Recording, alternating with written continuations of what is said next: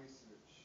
Finally, I get to present it to my community. It's a real blessing and a privilege.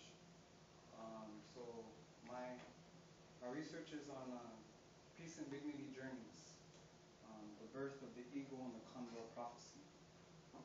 I wanted to say that I want to introduce myself and how I was taught.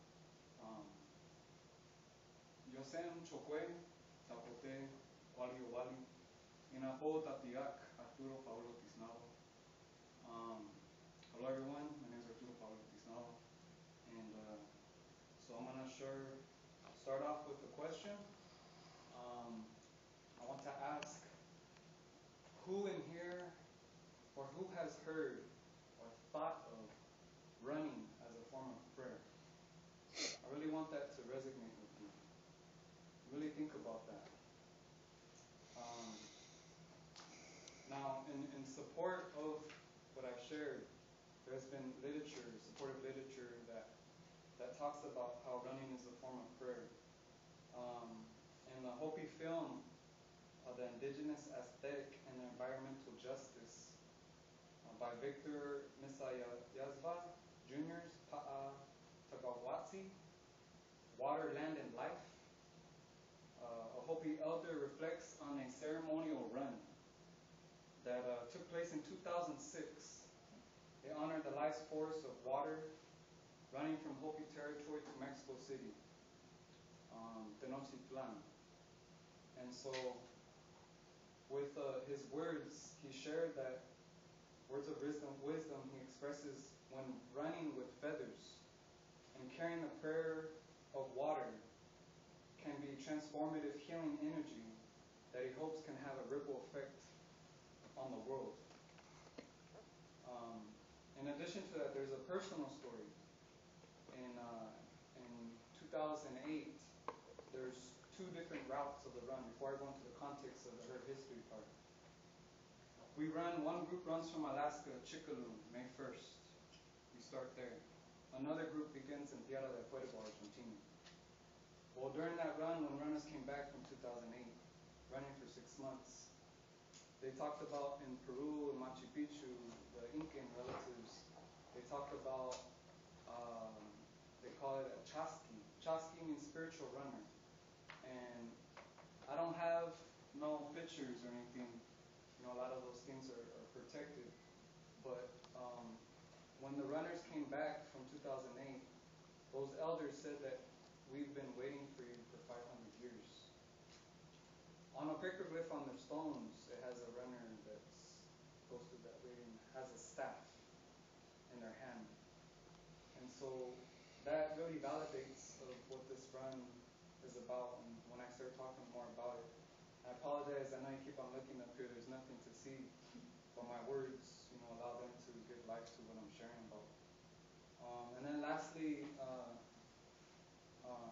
wish that Peter Nabokov, he was talking about, in his book Indian Running, he says, little is known about organized running with indigenous communities in, quote, ancient times. Now think of ancient times. That acknowledges, the time of memorial, right? And so really thinking about that. And so I wanted to share with you short video clips so you can get a glimpse of what I'm talking about this run. My computer's driving, you see.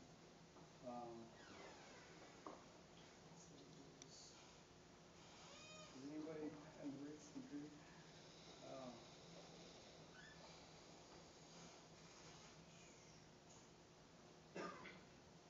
Just change it. Go ahead. I'm trying to go to Google. You were on another slide. You were on another slide, then went back.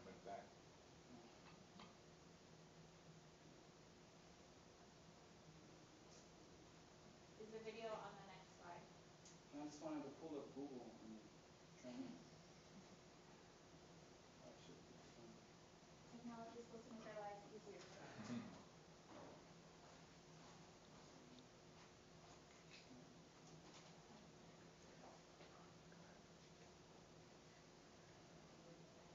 This is just a short video, but I think it speaks to what I'm talking about. That you can get a visual of what this is about, this prayer. This is a fundraiser that we did, but I mean, I don't want to have it too elaborate, but just something simple that you can see.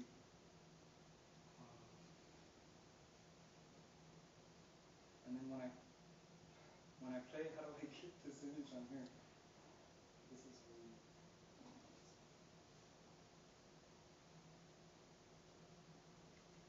this image. How do I get this?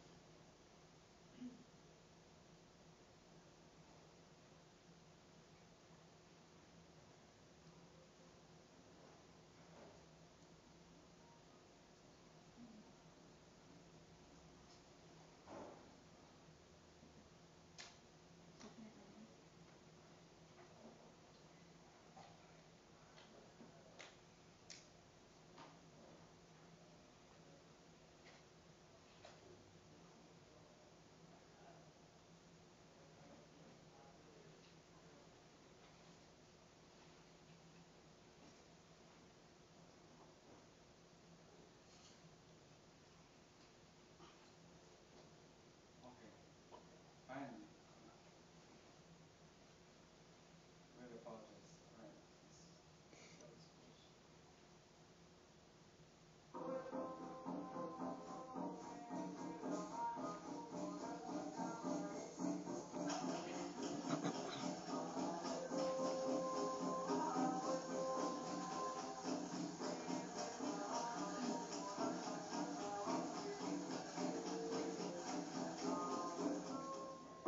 The purpose of the run is to unite the Native communities and nations of the North and Southern continent.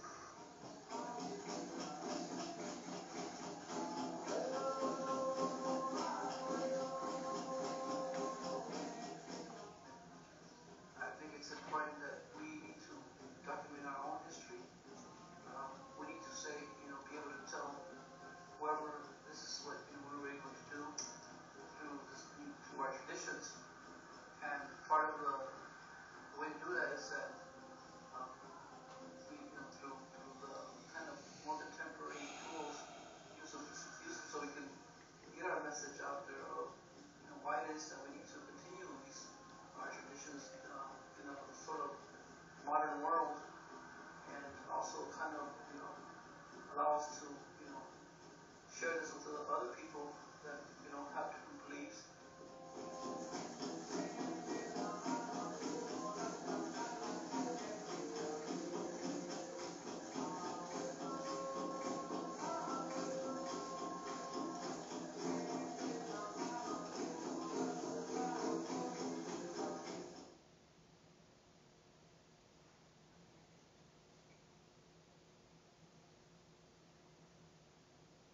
having this thumb drive on this video because no one continues to.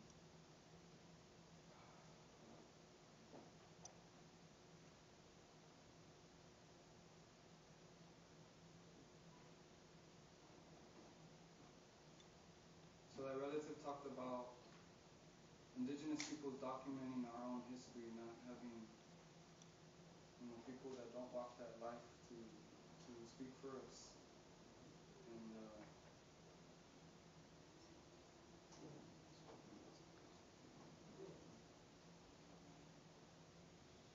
And so now I'm going to share about the context of the run, Peace and Dignity. So Peace and Dignity, it started in 1990 in Quito, Ecuador. And in Quito, Ecuador, there was an indigenous intercontinental gathering that took place. 120 indigenous nations showed up there. 400 nonprofit grassroots showed up there. Our white brothers and white sisters were in solidarity. The conversation evolved around genocide, trauma, healing, prophecies. One of the prophecies that was talked about was the eagle and condor, Águila y Condor. And that prophecy came from in Peru and in Machu Picchu to the Quechua people. And so if you see that symbol that you've seen before, that eagle and the condor necks, they're intertwined. What that represented was a unification of the north and the south. The eagle nations of the north and the condor nations of the south. And at one point in time, we're supposed to come together and to heal each other from colonization, from genocide. How are we going to heal? That was the question. So elders talked about, well, let's go back to the old form of prayer that I shared with you briefly, a context of more literature. And you heard a personal story as well from the Incan people. And so they decided, well, let's do a run where we can unify all the nations together from the north and from the south. So one group in 1992, which marked the 500 years of persistence of indigenous people, decided to organize the north, and another elder organized the south. And so Chukalun, Alaska, May 1st, they started up there, one group, and then another group started in April 25th. Because their route's a little longer, we're privileged to have transportation. The South doesn't really have that much resources to do that. And so in 92, they started in Machu Picchu, and they ran to Teotihuacan, Mexico City. Now this picture here acknowledges 2012. So I'm going to explain to you, I wish I had like a little pointer or something, but this route, first route was from Alaska down, starting from Machu Picchu. In 96 and 2000 was the same location. 2004, the elders said, let's extend the prayer. Let's extend it to Panama. Because Panama acknowledges the disconnection between the north and the south. So let's reunify it and come together and let's heal as people, as brothers and sisters from different nations. Erase borders. Borders don't exist. In our way, it's all land. It's all one piece of land, of Abya Yala, of the Americas. And so in 2012 was the run for water. And as you can see, there's multiple routes. So as every 4 years the run started, more communities started coming out, more getting involved, wanting to, seeing the purpose of healing, seeing the purpose of coming together. And so you can see the routes from over in New York with the Mohawk nations, the Iroquois relatives. And then we also have, it's not on here, but the Puerto Rico, the Taino. Each area represents a bird. So you got the eagle, the condor, the middle is the macaw, and the Puerto Rico is the red-tailed hawk. So all these different birds are going to come together as people. And so 2016, I just heard 2 days ago, there's a meeting in Puerto Rico with the Taino to talk about 2016 because we are going to run again. The run is going to be for seeds, semillas. The run is going to be for the seeds, the plants, our medicine that is exploited and used in the wrong way. So that goes into sharing a personal story, and this story it evolves from a trying to get out of here. King, escape. Good job. It comes from a dream that I had. A dream that gave me permission through Spirit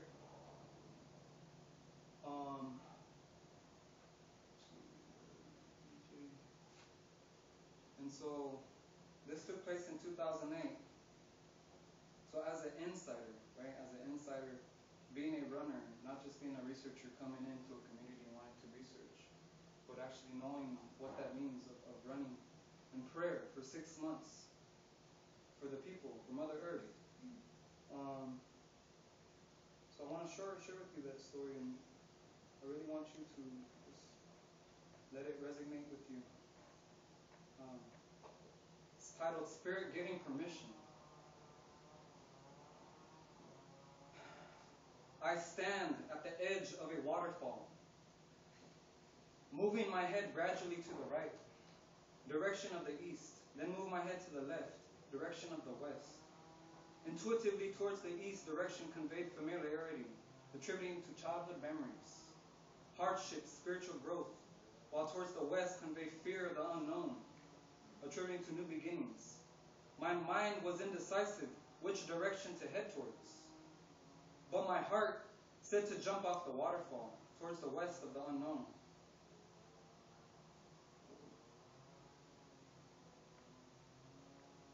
computer's jumping around.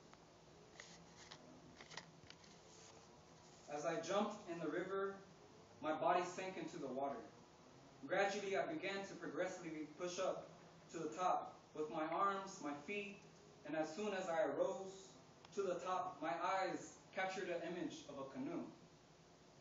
I moved towards the canoe and got on top. As soon as I got inside the canoe, it slowly started to pick up speed, and when it did, I began to hear an old Lakota song, a prayer that reminded me of Sundance. The song began to get louder and louder, and simultaneously, the canoe began to gain speed, heading downwards as a heka, the wind, caressed my face, my hair, my neck, my shoulders, my arms. Suddenly, the canoe and the song stopped. I then stood up very quickly when a thick branch appeared before my eyes across my face. Right when I directed my attention at the branch, the beating eyes of stillness pierced through my spirit. It was a man's face that had a dark complexion skin, and from his nose up to his forehead was black paint. His eyes opened wide, staring at me. As I blinked, an image appeared 10 feet away of a man standing with his back faced towards me. He was wearing beige buckskin pants that had strips of fringe hanging out horizontally from the top to the bottom of the pants on the left and on the right pant leg. He had on no t-shirt, and his jet black hair glimmered from the sun as it fell down to his waist. He then handed me some weapons. It looked as it was a bow and arrow. And in his left hand, he was holding on to a staff, 5 feet long and had eagle feathers tied on top, swaying from side to side. Suddenly, I then heard the same Lakota song coming from the west. I then turned my head to the west and seen a very small island. When looking at the island was just enough for me to view its full circular shape. On this small island, there was a Native American elder and a beheaded white horse. The Native American elder was squatting down with his left knee pointed up and right knee pointing straight towards the horse. The elder had long black hair, and was shirtless. Quickly, my vision intensified. Like I put on binoculars, and the same elder was now reaching into the horse's stomach that had a hole in it, and you could see the blood. As he reached inside the horse's stomach, he grabbed onto its heart. My eyes then shifted slightly to the east of the island, where the head of the horse was hanging on a wooden board. Interesting, the horse's head was not white like its body, but rather turquoise like the stone. As I looked in that direction, my view zoomed in and the horse's head became very vivid. I then began to sing the Lakota song when my body transmitted itself west in between a split of a tree. My body is squatting down with both knees and realizes its identity is replaced with the warrior who handed me his weaponry. I'm wearing long beige buckskin pants with the fringe hanging out on the sides. I look downwards to the left and see the elder man who was on the island and a woman who began to laugh, standing left of him. At the time, I was singing the Lakota song to myself, and I asked her, "Why are you laughing?" And she replied, "That is not the song." My body then turns to the right, aligning itself in the north direction. In front of me, I see a vast desert that is covered with tall, golden brown weeds about 4 feet high that began to blow like the prairie grass. I am told that in this vast desert, there are lions who are killing human beings. While facing the north, I changed the position of my body to bending both knees, and in my hands I am holding onto a bow and arrow, the spear, and other items that was given to me by that warrior to protect myself or do harm to others. While still squatting down, I began to contemplate about the human lives that are being lost, and with both of my knees, I quickly bring the weapons close to my heart, hold them for a split second, tilt my head down, close my eyes, then abruptly I swing my body downwards and throw the weapons to the ground with no intentions of their use. After throwing the weapons down to the ground, I jump off the tree, stand up, and begin to walk towards the desert in the north. As I begin to walk in the north, I see at a distance a large group of female lions. I continue walking towards them with no fear. Suddenly, one of them jumps out from the back of the herd. With her neck tilted down and her paws sweeping against the floor diligently, she begins to gradually move towards me with a slight growl. Her eyes and jaws look tense, clenched together as she continues moving towards me. I am not intimidated. All of a sudden, I hear an elder's voice of a male lion coming from the left. Stop! With a strong tone. He does not mean any harm. He has no fear. I then look at him, and he stands firm with a gray mane and body. He then looks back at me, and as our eyes meet, he smiles. And I wanted to share that with you because in 2008, before I did that run, on May 1st, about a couple months ago, prior to that, I had that dream, and that dream gave me that permission to run for 6 months from Alaska to El Salvador. And so, thank you for allowing me to share that with you.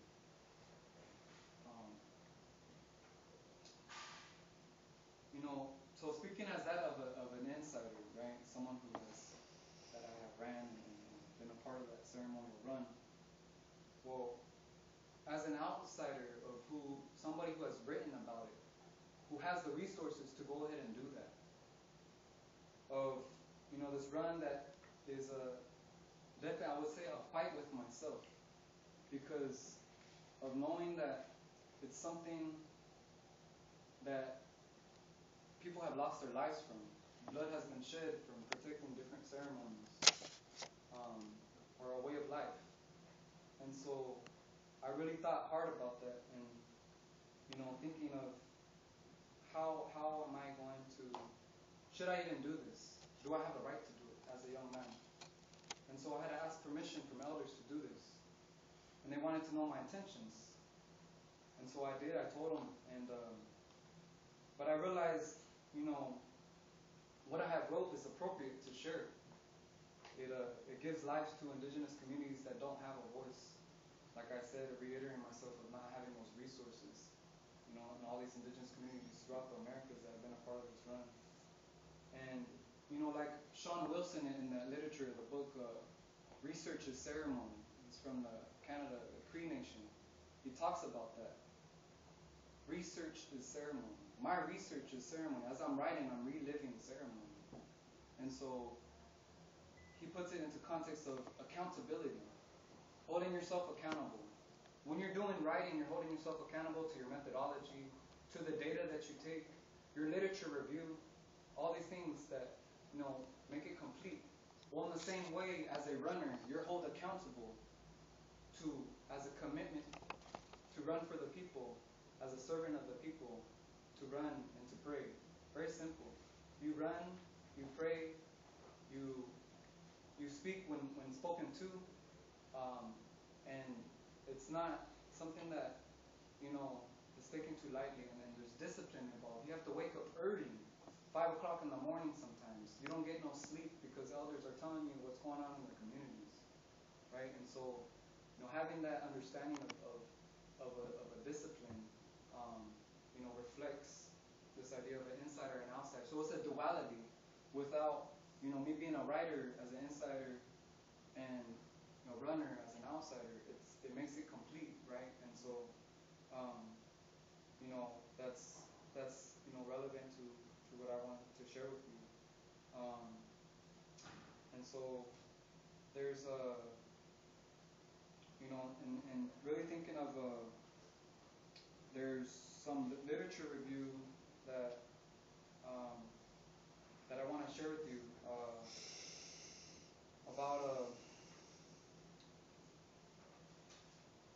there's one that I was took in for my methodology for my literature review. The archives that I pulled out of the YRL, it gives a voice to the runners in 2000 and 2012. So 2000, 2004, 2008, 2012. And so some of the things that I thought that would be good to share with you is some of these that I've written. And it begins in June 2004, four runners from the Cherokee Nation were discovered by Jefferson City New Tribune of Missouri, who managed to get a hold of elders. These were elders who were running, and organizers that explained about running through the Trail of Tears and their experience there.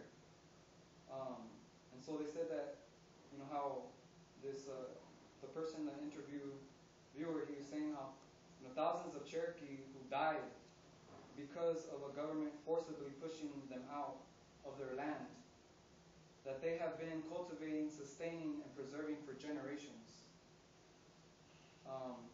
And secondly was another one that I pulled out was in 2008, in July of 2008, Alexandra Wilcox.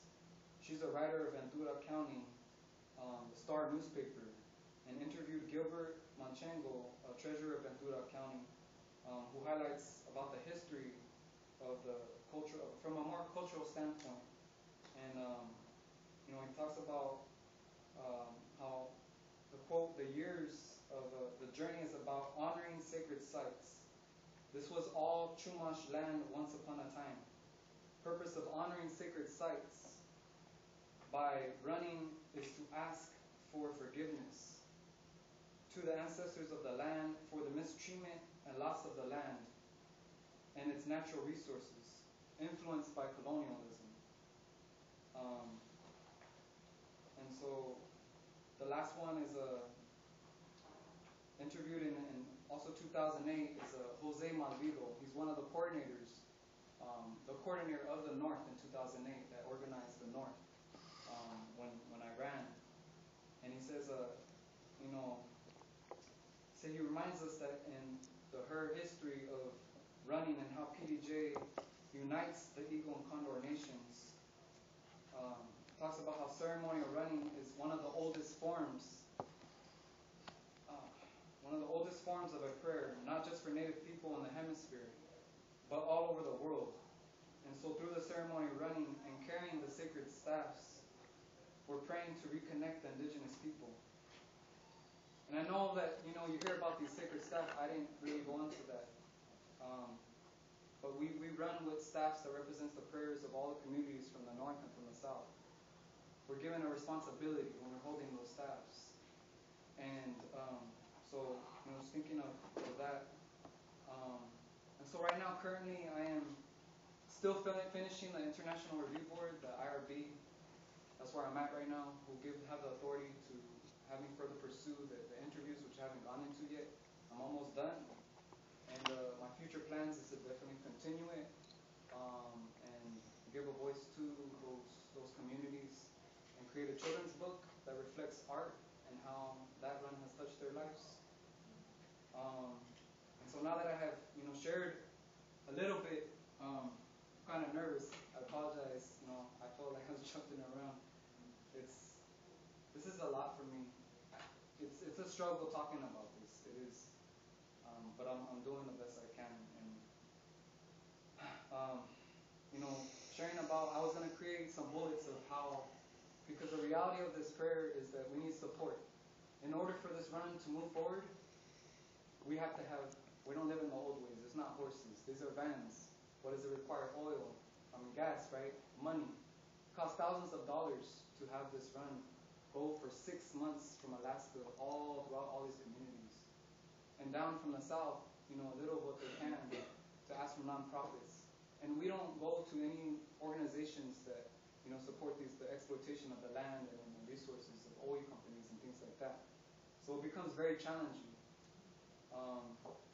And, I just wanted to lastly thank the people that if it wasn't for them, my abuelito Gustavo, our grandfather Gustavo, that without him this run wouldn't have continued. His heart that was for all people, and I want to honor him. He's the one that gave me this permission to do this. And he comes from the T. I'm not going to say the name because I forgot. And then Auntie Elaine from up in Chicaloon, Alaska, from the Caribou people. Professor Maylie Blackwell, she was definitely support in guiding me and giving me direction. And lastly, lastly, Professor Dwayne Champagne, I wish he was here so I could just acknowledge him and thank him for really going out of his time to give me clarity on things and how to approach this. And family and friends, little people here that can hear a little bit, just a little bit of what this is about. You got a glimpse of what this is about. That video that lets you see, gives you permission to see that on a computer, a ceremony. And so, but like it said, we have to start documenting our own things that are appropriate to share. So, yo sen chokutesia, Tlazokamatli, ahea, mahalo nui loa. Thank you for allowing me to speak and be here. And I apologize again, I was rushing, I know I wouldn't, it was really hard for me, but thank you.